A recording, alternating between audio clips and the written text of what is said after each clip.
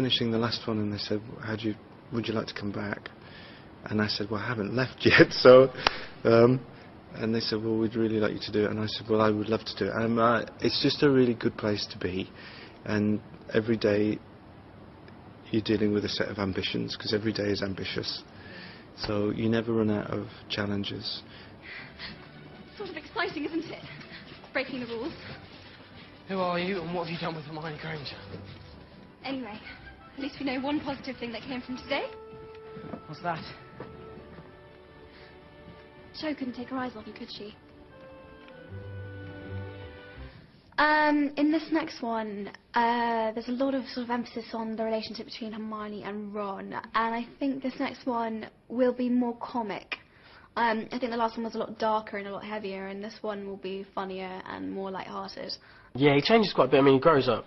They're all growing up, through all of them. But and this one, the big thing for Ron, this one, he gets a girlfriend, and yeah, that's and then Hermione gets a bit jealous, and the whole thing between them. Well, I guess in the fifth one, she developed quite a lot, Ginny, as a character, and she became a bit more feisty and a bit more outgoing. But I think in this one, she's done her kind of stepping out a bit more, and she's kind of settled a bit more, settled down, and she's there for, to help. And I think she becomes a bit more kind of connected to Harry and different things. So, yeah. What about you?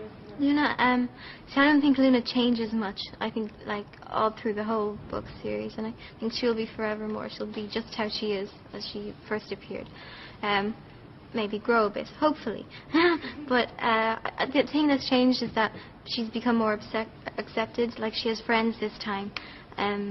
Like, in the last one, Harry, he was her friend, but he was always a bit, like, trying to hang back because she was weird in other people's eyes. What is it? What's wrong? That. Pulling the carriage. Nothing's pulling the carriage, Harry. It's pulling itself, like always.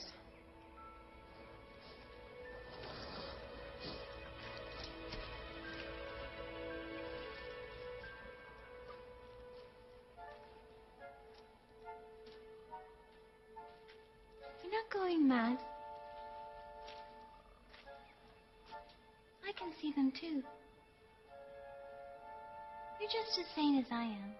I was really surprised to be back to film this one. I haven't started yet. I start in January, but I can't imagine that she plays such an important role because Harry's over her and he's moved on to Ginny, so she's kind of a bit left behind. And in the sixth, I think you get a glimpse into.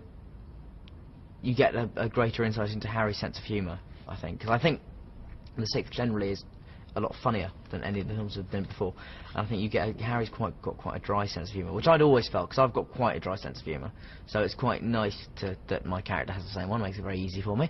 And yeah, so no, it's great. I mean, that's one of the things I'm looking forward to people seeing is there's an incredible darkness to the film, obviously, as there always is, but there is a real lightness to it which balances it out quite nicely.